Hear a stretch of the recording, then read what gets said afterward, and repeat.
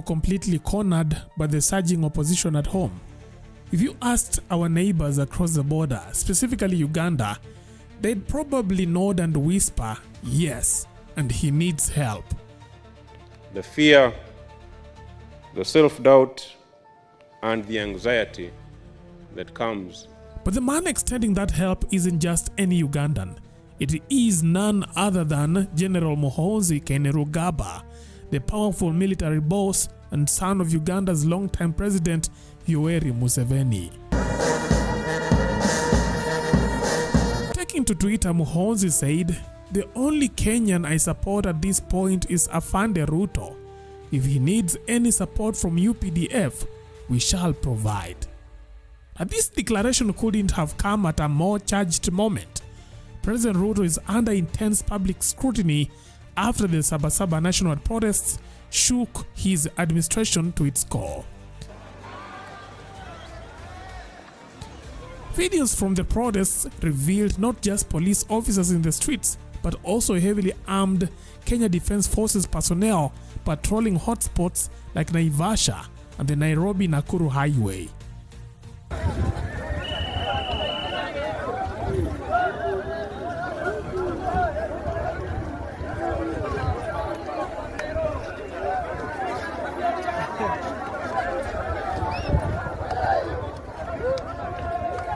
These weren't the ceremonial soldiers Kenyans are used to seeing march on public holidays.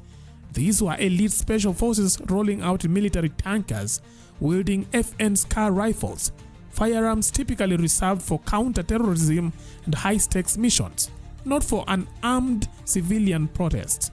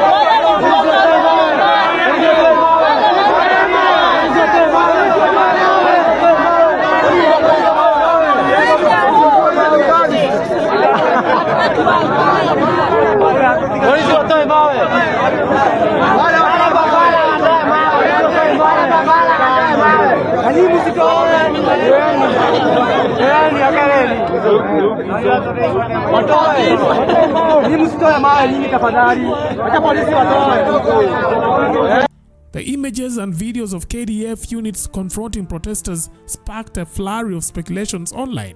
Was this a prelude to a state of emergency? Was President Ruto preparing to rule with a heavier hand? Tuache upuzi bwana. Hiyo ni upumbavu hiyo. Visibly rattled, Ruto escalated that narrative, claiming his political rivals were plotting to topple his government through the protests. And we are going to use whatever means that is available to make sure that we stabilize the country. We cannot accept mayhem and anarchy to destroy the development we have in this country. This country will not be destroyed by a few people who are impatient and who want to have a change of government using unconstitutional means. It is not going to happen. And I want to tell them it is not going to happen. Sijui kama tunaelewana. Tumeelewana? Yes. Na kama walikuwa wanafikiria ile walikuwa wanafikiria, wafikirie tena. Because mimi nimenyamaza, mimi nimewavumilia, lakini mahali imefika. Enough is enough. I want to say that for the avoidance of any doubt. That same day, General Muhoozi offered Uganda's military muscle to back Ruto in quelling any threats to his reign. As the years go by, are the friendships forged through the hardships. But Muhoozi's offer raised even more questions. Was this a subtle hint that Uganda would stand guard over Ruto's presidency, whatever it takes? Could UPDF and KDF really partner to keep Ruto glued to State House? And become future leaders of our great army and the armies of our close allies. To understand Muhoozi's olive branch, you have to understand his family's ties with President Ruto. Muhoozi isn't some random Ugandan. He is the chief of Uganda's defense forces, and his father, President Museveni, has been Ruto's close political ally for decades. How are you? I was wondering which soldier is this? How are you, sir? Thank you very much. Anajua hawa ni watu wetu.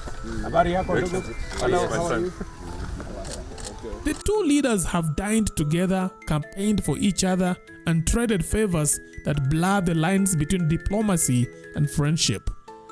Back in 2015, then Deputy President Ruto campaigned for Museveni in Uganda, a move that infuriated Museveni's opponents. I have come to campaign for President Museveni. I think President Museveni has been campaigning in Uganda for a very long time. And he has sufficient experience. And he has sufficient knowledge. I do not think he requires the support of Kenyans to campaign for him to be elected by the people of Uganda. It is strategic in the way that candidate Museveni has been leading the campaign against the International Criminal Court.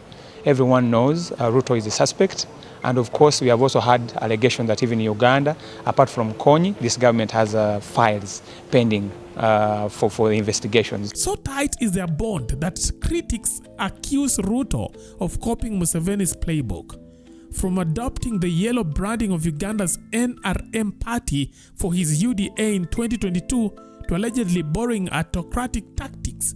But it is the revelation that Ruto seeks to use the tactics of Uganda's National Resistance Movement, NRM, to capture power here in Kenya that should make all Kenyans very afraid. While we do not wish to interfere with internal political arrangements in other countries, we equally want to state very categorically that we do not need to borrow from other countries' political habits, whose end results can only lead to chaos and backwardness of our country. Kenya is the most advanced democracy in this region. However bitter, long-drawn, and quarrelsome our politics sometimes are, we know when to stop and build a prosperous, inclusive country. The NRM record on human rights is not worth borrowing. The NRM record on democracy is not worth borrowing. The NRM record on good governance is not worth borrowing. The NRM record on freedom of the press is not worth borrowing. The NRM record on expanding civil society is not worth borrowing. The NRM record on fighting corruption is not worth borrowing.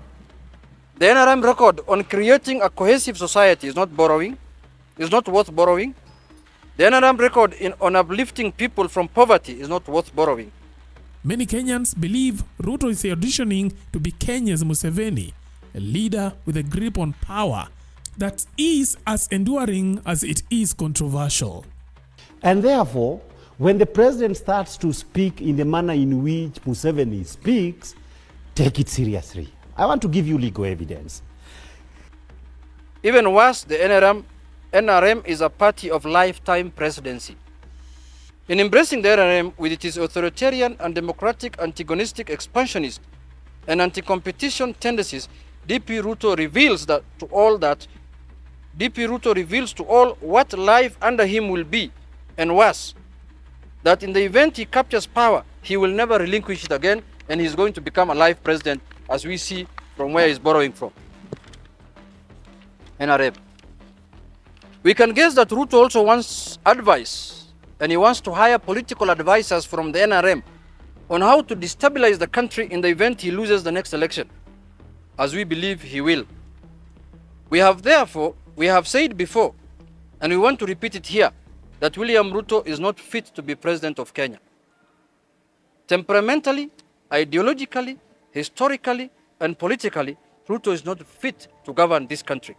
Time and again, we have called Ruto out for his anger and bitterness, his lack of respect for rules, laws, procedures, and institutions, his past in YK 92, and the opposition to the Constitution of 2010, his propensity to resort to lies to achieve short-term goals, his determination to set age group and social classes against each other, and more importantly, his glorification of corruption as a path to richness. Now last year, Ruto's administration was even accused of facilitating the abduction of Museveni's rival, Kizza Besigye, on Kenyan soil with the help of Uganda's intelligence services. President Ruto has decided to be a conduit to the abuse of human rights of Ugandans. The people of Kenya and the people of East Africa are in trouble because Kenya government, that rock government, has surrendered its security to Uganda. And so Kenya is going to pay the price like Ugandans will pay the price, and all people who go to Kenya as tourists. The Attorney General and Minister of Internal Affairs, you're supposed to come and brief Parliament whether Kenya has become a terrorist state training terrorists. Because I don't understand. It's a question I cannot answer until government has told us or Kenya has spoken. That's why we are going to the Kenyan embassy to seek for an answer. So, but they had any doubt that we are not safe as Ugandans in Kenya, that President Ruto is working for Museveni. If anybody had any doubt, now we know that. So, we will be here just for mention. We are very happy that we have seen him alive. Ugandan activists fleeing Museveni's regime have also reportedly been deported from Kenya back to Kampala. 36 members of Uganda's Forum for Democratic Change Katonga Road faction were on Tuesday night arrested in Kisumu, Kenya at the Ukweli Pastoral Leadership Center. They were detained in Nakuru over accusations of engaging in suspicious political activities. So when KDF tanks rolled out during Saba, many Kenyans couldn't help but see Museveni's fingerprints all over the script. After all, Museveni is no longer a stranger to deploying UPDF troops on his own streets to quash protests and neutralize opposition. To some Kenyans, these incidents are a proof that Ruto and Museveni are committed to protecting each other's political interests. Just as Museveni has ruled Uganda for nearly 4 decades, Kenyans also fear Ruto might be laying the groundwork for a long-haul stay in power. Vile naona Kasongo akiendelea, anataka kuharibu nchi ndivyo aweze kudeclare state of emergency. Ameona ya kwamba Kasongo ameona siku zake ziko karibu kuisha. Anatuma wahuni kuchoma police stations, anawachoma kuharibu mali ya serikali, kisha anasema ni wafuasi wetu wanafanya ile. Sisi ajue ya kwamba hatutamruhusu kamwe kukeuka katiba ya Kenya na kupeleka hii nchi kwa state of emergency.